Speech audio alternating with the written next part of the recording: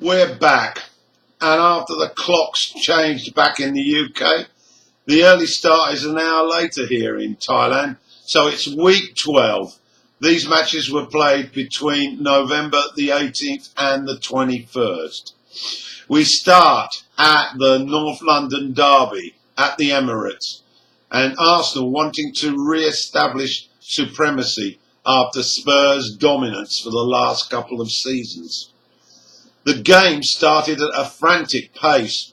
Lacazette in from the start, half chances to him, and Kane inside the first 6 minutes. Spurs made the early running with swift, snappy passes, and then there was a response from Arsenal, and they had the best of it from the 15-minute mark. And on 36, a free kick was floated in by Ozil, Arsenal's best player today. He found Mustafa in the box, and Mustafa's header glided into Lloris's left corner. And 5 minutes later, Arsenal were 2 up when Sanchez from close range hit the roof of the net after acute use of his chest to control the ball. Spurs defence guilty of ball watching, although the 2-0 flattered the Gunners. Into the second half, with Spurs having it all to do. A couple of bookings, one for each side, told us that this match had an edge, but Arsenal continued to be easy on the eye, and Mustafa was also blocking everything to thwart Spurs. As we neared full time, Dyer warmed Cech's hands, and a late chance for Son was skewed over the bar. And Sanchez nearly grabbed the third. Final score, 2-0 Gunners. At the King Power, the Foxes' task was to stop the Man City juggernaut, and Company was back after a long layoff from injuries. But he was lucky to still be on the pitch in the early minutes when he dragged back Vardy, and he looked like the last man. The crowd were baying for a red, but he survived with a yellow.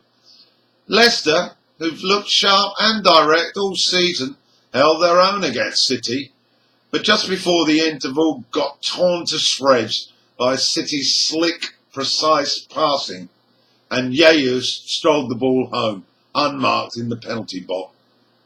Mesmerising stuff. The second half, Leicester came out and took the game to City. Maguire had an effort which hit the post, and typically City got possession, gave it to De Bruyne, who found Sane breaking on the left, and he returned the ball on the edge of the penalty box with the Leicester defence scampering back. De Bruyne took a left step, and then he hit a thunderous shot high into Schmeichel's net, and City had doubled their lead. This has to rank better than the one he got at Chelsea. This guy is special, really special. So Leicester, strong opponents, but City are just on another planet. Only bad news for City is that Stones suffered a hamstring pull and could be out for a month. One question to ponder on. Should Company have been sent off after 3 minutes? And would it have changed the outcome?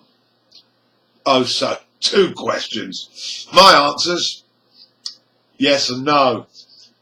So to the Hawthorns, and the champions arrived buoyant after their win over the Red Devils.